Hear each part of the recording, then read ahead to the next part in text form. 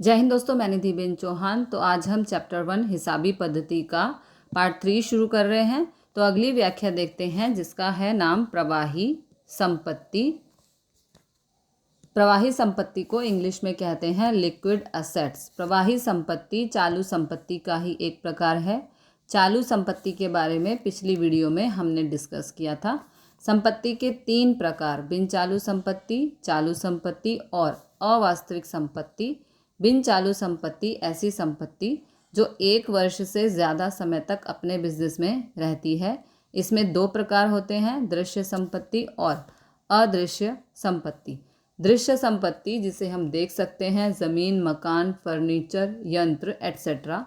अदृश्य मीन्स जिसे हम देख नहीं सकते, ऐसी संपत्ति, पागड़ी, पेटेंट, कॉपीराइट, ट्रेडमार्क एट्सेट्रा। दूसरा प्रकार था चालू संपत्ति। चालू संपत्ति मीन्स ऐसी संपत्ति जो 1 वर्ष से कम समय के लिए अपने बिजनेस में रहती है और उसमें लगातार कमी या बढ़ोतरी होती हो, जैसे नगद शेष, स्टॉक, बैंक शेष, देनदार एट्सेट्रा। तो ये सब हमने पिछले वीडियो में डिस्कस किया था। अब प्रवाही संपत्ति चालू संपत्ति का ही एक प्रकार है। मात्र स्टॉक प्रवाही संपत्ति में नहीं आता, बाकी सभी चालू संपत्ति में आ जाती है। तो स्टॉक सिवा की सभी चालू संपत्तियों को प्रवाही संपत्ति कहते हैं। एक बारी व्याख्या रीड कर लेते हैं। स्टॉक सिवाय की सभी चालू संपत्ति प्रवाही संपत्ति में कही जाती है। प्रवाही संपत्ति का जल्दी से नकद में रूपांतर हो सकता है, जैसे देनदार, लेनी हुंडी एट्सेट्रा। जल्दी से कैश में रूपांतर कर सकते हैं। स्टॉक कभी कोई कस्टमर अपने यहाँ से न खरीदे तो स्टॉक ऐसे ही पड़ा रहता है, इसको हम कैश में रूपांतरित नहीं कर सकते, इसलिए स्टॉक प्रवाही संपत्ति में नहीं आता। बाकी सभी संपत्ति, देवादार आगे समझेंगे तो देनदार, लेनी हुंडी ऐसी संपत्ति है जो जल्दी से कैश में परिवर्तित हो सकती है। नेक्स्ट है वास्तविक संपत्ति, जिसे इंग्लिश में कहते हैं रियल असेट्स। वास्तविक संपत्ति मीन्स ऐसी संपत्ति कि जिसे हम बेचकर रुपया पा सकते हैं। अपनी मालिकी की ऐसी संपत्ति जिसे बेचने से हमें कैश मिले, उसे वास्तविक संपत्ति कहते हैं। जिसकी वास्तव में कोई कीमत हो मीन्स वास्तविक संपत्ति। एक बारी व्याख्या रीड कर लेते हैं। जिसका वास्तव में मूल्य हो एवं संपत्ति का रोकड़ में रूपांतर किया जा सकता हो। वास्तविक संपत्ति में दृश्य, अदृश्य, चालू संपत्ति का समावेश होता है। वास्तविक संपत्ति में सभी प्रकार की संपत्ति आ जाती है। दृश्य, अदृश्य, चालू मिलकत, सभी प्रकार की संपत्ति वास्तविक संपत्ति में समावेश हो सकती है। नेक्स्ट है अवास्तविक संपत्ति, जिसे इंग्लिश में कहते हैं फिक्टिशियस असेट्स। अवास्तविक संपत्ति ऐसी संपत्ति जिसका कोई मूल्य ना हो।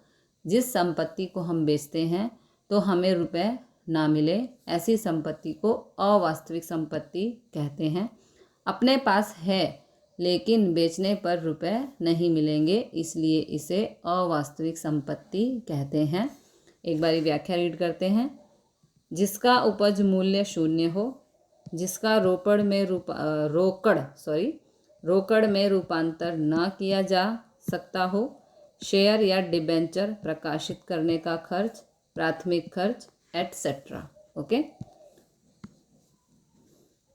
प्राथमिक खर्च, शेयर को प्रकाशित करने का खर्च, ये अवास्तविक संपत्ति के उदाहरण हैं। जो भी हम डिस्कस कर रहे हैं, अगर कुछ ना समझ में आए तो परेशान होने की ज़रूरत नहीं है। सभी पॉइंट आगे आने वाले हैं, तब हम डिटेल में सीखेंगे और समझेंगे। थोड़ा अभी एक्सेप्ट करते रहना। ये उदाहरण 1 मार्क में पूछ सकते हैं। अवास्तविक संपत्ति के उदाहरण बताइए। तो प्राथमिक खर्च, शेयर के डिबेंचर प्रकाशित करने का खर्च और शेयर या डिबेंचर का इंटरेस्ट, बट्टा। नेक्स्ट डेफिनेशन आय, जिसे इंग्लिश में कहते हैं रिसिप्ट्स। इनकम भी कहते हैं, लेकिन रिसिप्ट आप याद रखना। आय में कुछ समझाने जैसा नहीं है, आपको पता ही है। किसी भी तरह अपने पास रुपए आते हों उसे आय कहते हैं। जैसे हम बिजनेस करते हैं और अपनी दुकान का माल कस्टमर को बेचते हैं तो रुपए आएंगे। तो अपनी आय हुई। अन्य प्रकार से किसी भी प्रकार से रुपए मिले हमें, जैसे कमीशन मिले, अपने पास कोई संपत्ति हो, यंत्र पुराना हो गया हो और कम कीमत में बेचा तो भी रुपए मिलेंगे, तो ये भी आय हो गई। किराए की आय मिले, ब्याज मिले तो भी आय। किसी भी प्रकार से अपने पास रुपए आते हों उसे हम आय कहते हैं। एक बार ही व्याख्या रीड करते हैं। धंधे के द्वारा करने वाले व्यवहार के परिणाम स्वरूप जब राशि मिले उसे आय कहते हैं। माल की बिक्री, कमीशन, संपत्ति की बिक्री एटसेट्रा। ओके, थोड़ी व्यवस्थित भाषा में लिखो तो मार्क्स मिलते हैं। जैसे माल की बिक्री, कमीशन की आय, संपत्ति की बिक्री। आय के दो प्रकार होते हैं, पूंजी आय और राजस्व आय। यहाँ तक लिखने से 1 मार्क आपको पूरा मिलेगा। पूंजी आय क्या है? पूंजी आय ऐसी आय जो हमें नियमित रूप से नहीं मिलती, रेगुलर नहीं मिलती, कभी कभी मिलती है लेकिन पक्का नहीं है कब मिलेगी। ऐसा नहीं कि हर महीने मिले या हर साल में एक बार मिले, 4-5 वर्ष में एक बार मिलती है, उसे पूंजी आय कहते हैं। अगर नियमित आय हो तो उसे राजस्व आय कहते हैं। पूंजी आय मीन्स ऐसी आय जो धंधे में नियमित तरीके से ना मिलती हो, कभी ही मिलती हो, उसे पूंजी आय कहते हैं। व्याख्या रीड करते हैं। संपत्ति के विक्रय से या दीर्घकालीन ऋण लेकर प्राप्त रकम को पूंजीगत आय कहते हैं।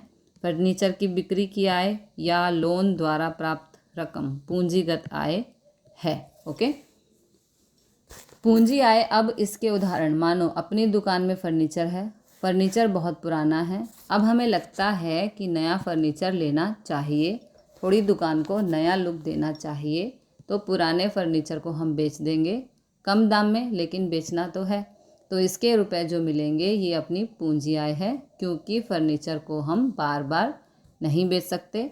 हमारा तो कोई दूसरा बिजनेस है, फर्नीचर तो बेचना था और उसके रुपए मिल गए, तो ये पूंजी आय। सपोज़ अपने पास कोई प्लॉट पड़ा है और अभी उसकी अच्छी कीमत मिल रही है, कई साल पहले ख़रीदा था और अब हम उसे बेचना है और उसके रुपए मिले, तो ये भी पूंजी आय है, क्योंकि प्लॉट हम बार बार नहीं बेच सकते। इसमें से जो इनकम होगी वो रेगुलर नहीं होगी, कभी मिलती है 5-10 वर्ष में एक बार मिलेगी, तो ये पूंजी आय के उदाहरण हैं। संपत्ति की बिक्री, शेयर या डिबेंचर प्रकाशित करने की आय। नेक्स्ट, राजस्व आय, जिसे इंग्लिश में कहते हैं रेवेन्यू रिसिप्ट्स। पूंजी आय से एकदम उल्टा। पूंजी आय कभी ही मिलती है, नियमित नहीं मिलती। राजस्व आय नियमित मिलती है, शायद रोज ही मिलती है या फिर थोड़े समय के अंतराल पर मिलती है या साल में एक बार पर मिलती ज़रूर है, तो इसे कहते हैं राजस्व आय। जैसे हम माल बेचते हैं, कस्टमर तो रोज़ अपनी दुकान पर आता है, तो रोज़ कुछ ना कुछ माल बिकता है और उसके रुपए हमें मिलते हैं, इनकम हमें होती है, तो ये नियमित है, ये राजस्व आय है।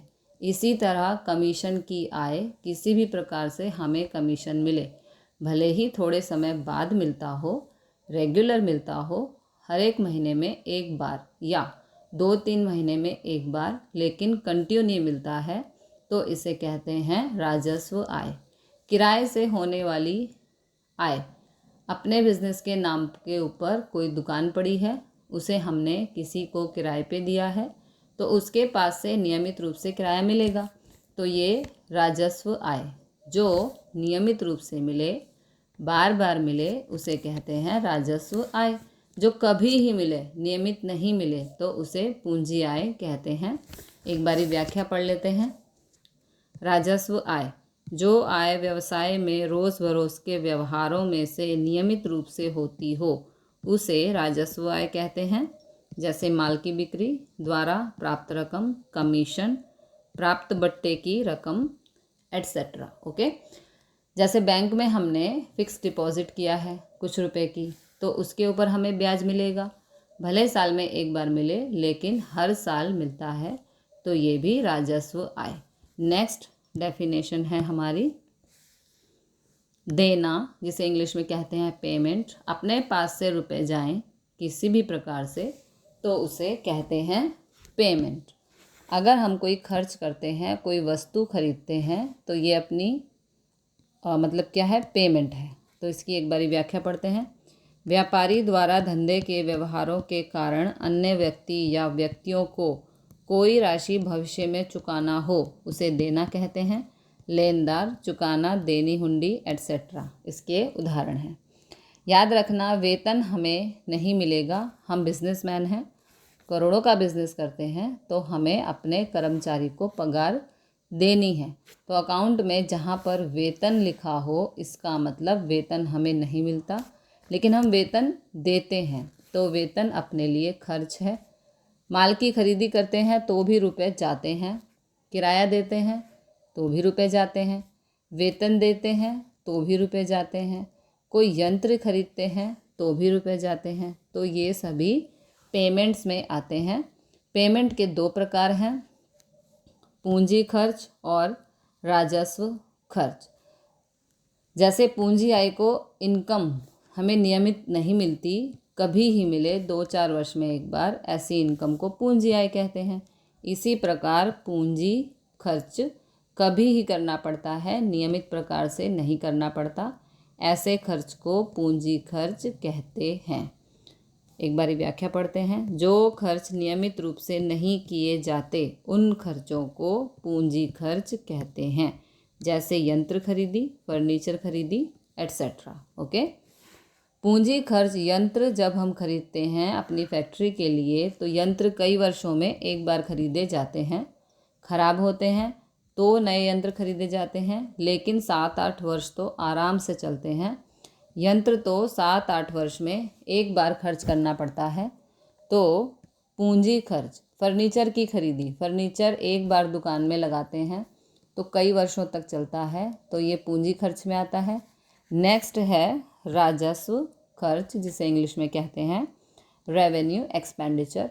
जो खर्च नियमित करना पड़े, बारंबार करना पड़े, ऐसे खर्च को राजस्व खर्च कहते हैं। जैसे कि अपने ऑफिस में काम करने वाले कर्मचारी, हर महीने उनको वेतन देना पड़ता है, तो वेतन राजस्व खर्च। अगर अपनी दुकान किराए की हो, हर महीने किराया देना पड़े, तो ये राजस्व खर्च।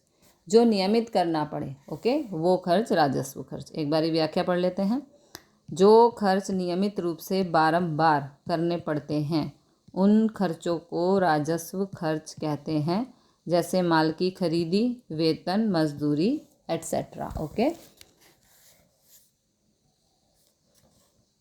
माल खरीदी, दुकान में माल जो यूज़ करते हैं कम हो जाए तो होलसेल व्यापारी से हम दोबारा मंगा लेते हैं, तो बार बार खरीदना पड़ता है, तो राजस्व खर्च हुआ। वेतन बार बार देना पड़ता है, मजदूरी बार बार देनी पड़ती है, किराया हर महीने देना पड़ता है, तो ये सभी खर्च राजस्व खर्च में आते हैं। ओके, आज के लिए इतना ही, मिलते हैं अगली वीडियो में। तब तक के लिए जय हिंद, जय भारत।